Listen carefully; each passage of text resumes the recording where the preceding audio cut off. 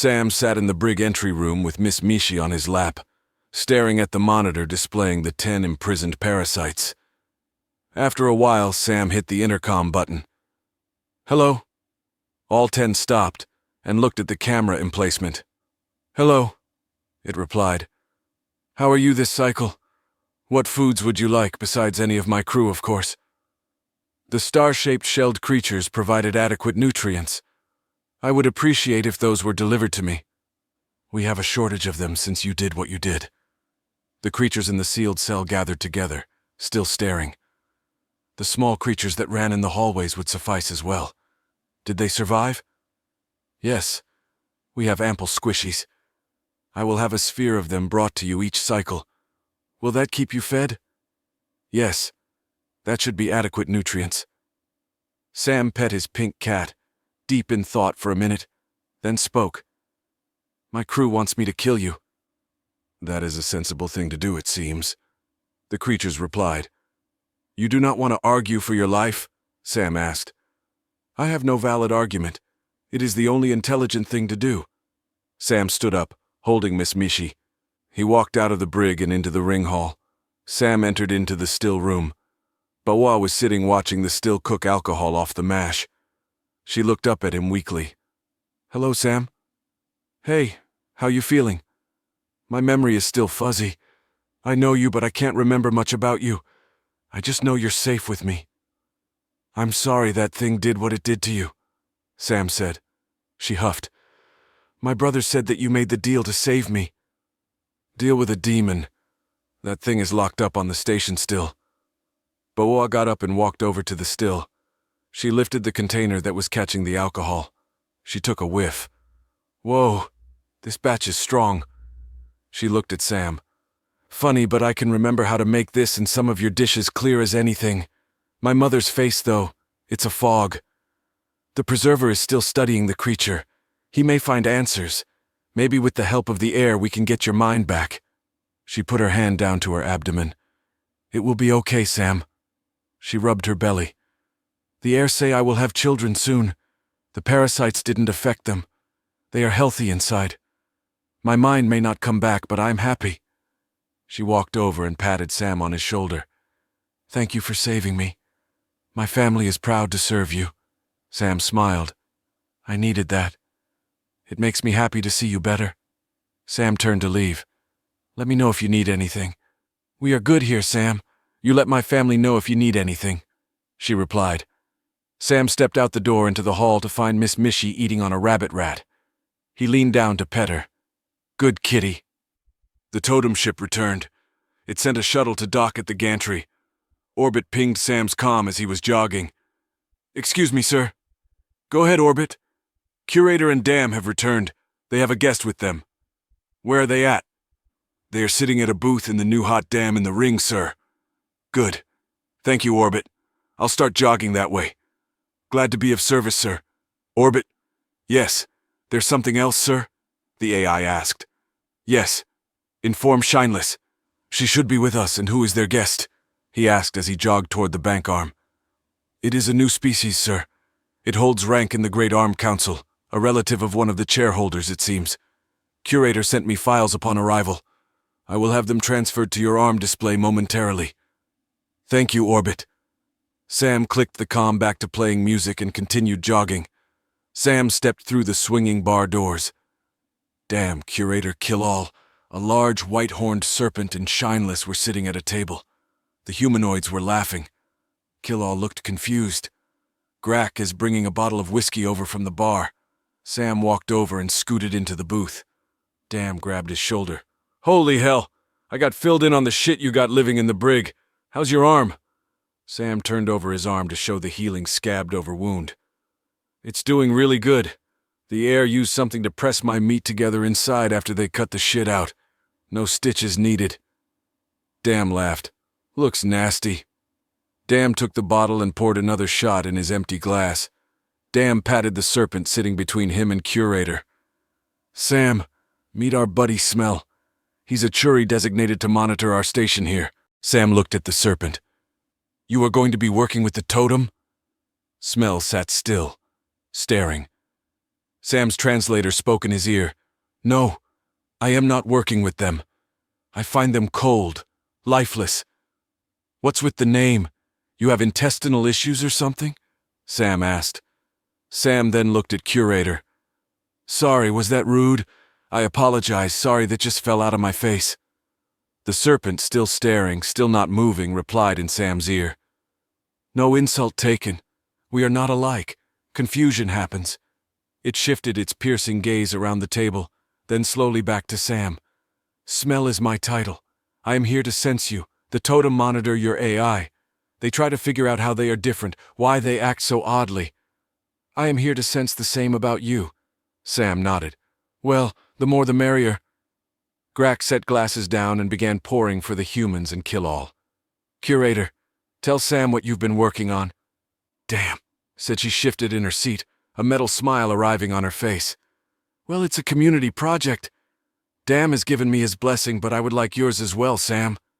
Curator turned to look at Shineless. "Don't feel left out, sugar." Sam took his designated glass. "Well, go on. What new projects we taking on now? You know we got a dozen things going on. It's a mess here." "Well, I have been watching the totem as they navigated their ship as we traveled. With their data and the data I've collected, I am sure we could make a beacon and radio Earth through the sheath." Sam took a large sip of his drink. "So you do agree the signal can go upstream in the rift?" "Yes. I tested with some pulses as we traveled in the rift. We can make a signal propagate through it," she said. Sam lifted his glass, pointing at her. "Why can't we just travel up this sheath then?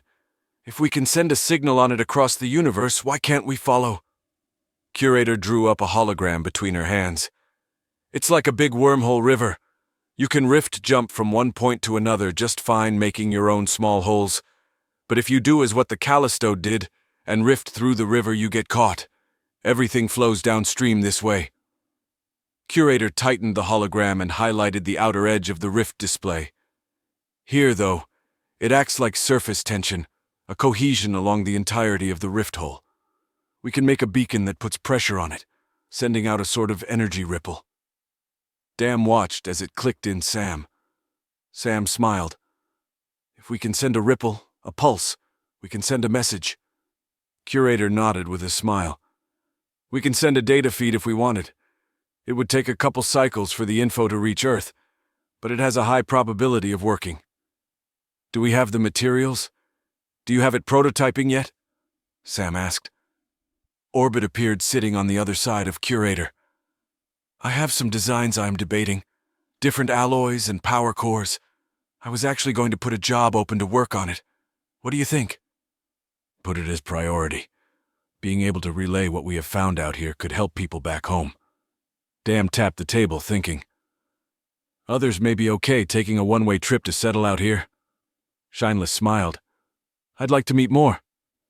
We will have to make sure to keep relations cordial across all nearby systems, just in case others do come and need to settle," Sam said. Curator spoke up. "Orbit told me about the crippled deep-sea ship."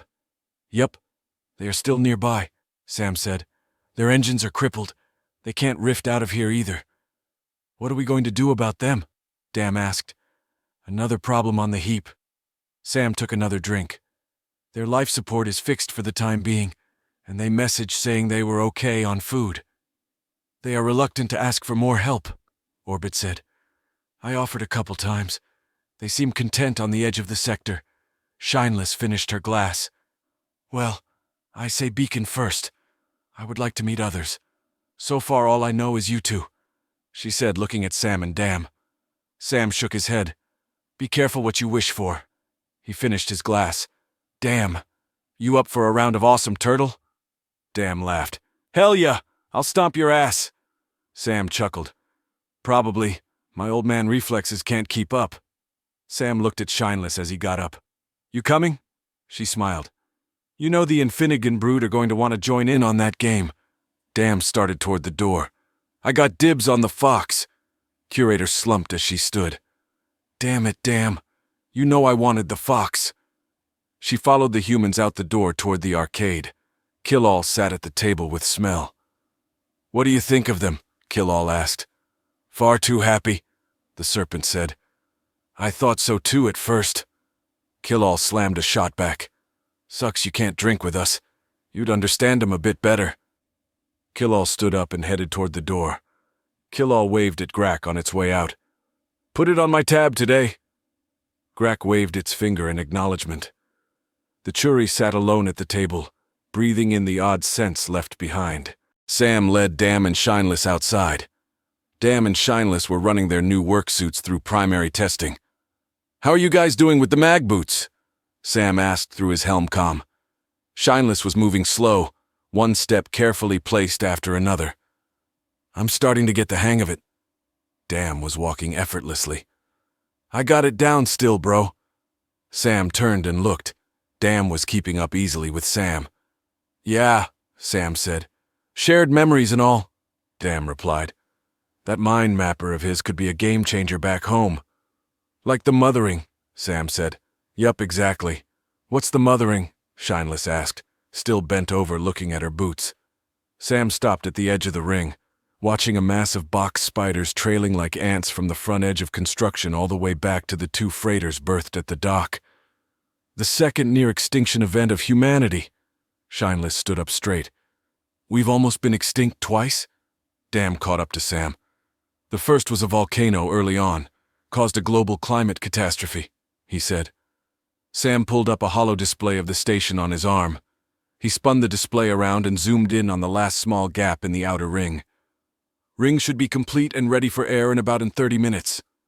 Sam turned and looked at the other two. We can run through some systems tests and run safety protocols until then. Sounds good, Dam said.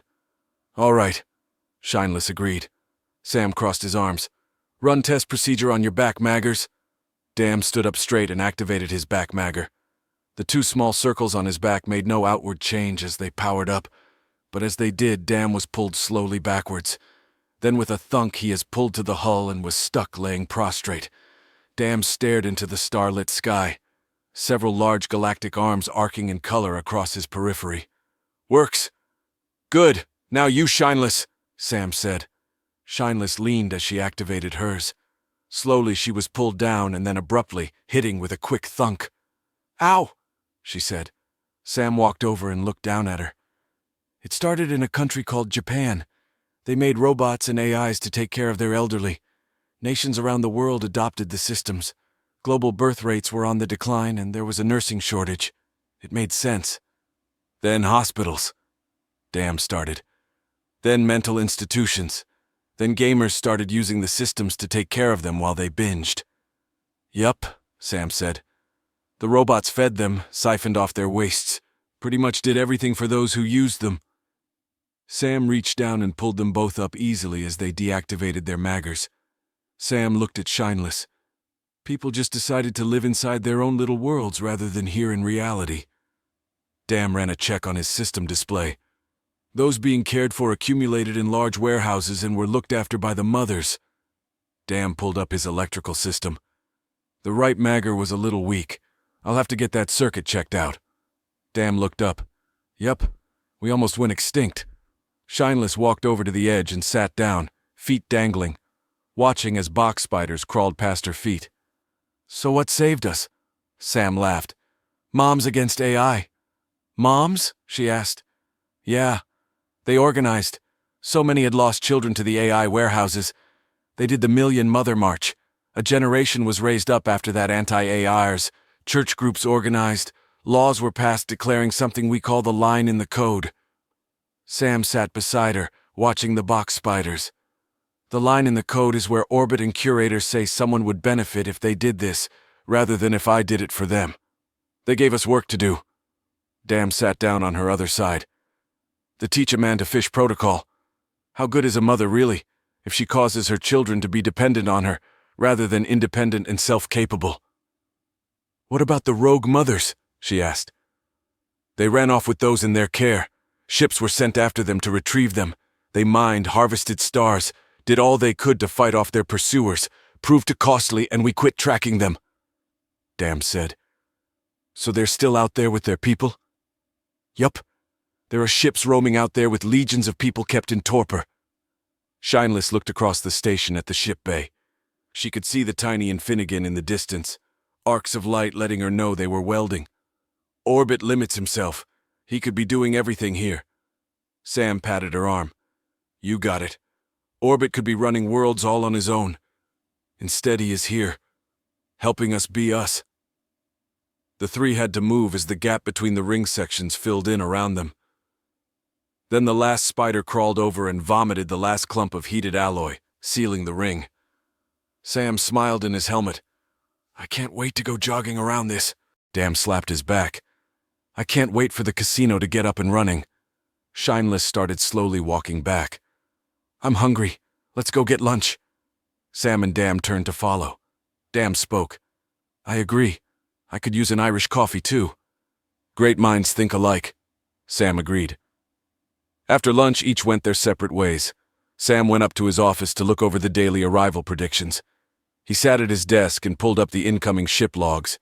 Currently docked was a smaller Stygian ship, a system lord and his family of 30 on board to dine at the newly opened Clamstar. They traded a shipping deal and 3 loads of mineral ore on the merchant app to pay for their stay. A larger obelisk ship arrived, bringing aboard hotel workers to start prepping the hotel for arrivals. The third ship at the dock was a Margot freighter currently having its ore refined into alloys. He then pulled up the display highlighting the current market standings and bank holdings. The Stygian system lord had opened an account and deposit box. Numerous holdings had started to rebound from instability following the episode with the parasite. Sir, Orbit interrupted. Go ahead, Orbit. Sam answered. You have several Margot guests outside in the waiting lobby wanting to see you. Send them in. Firebottom walked in on his hands, followed by 4 others similar in appearance. One had a large pack on its back. Firebottom climbed onto the bench opposite Sam and sat down.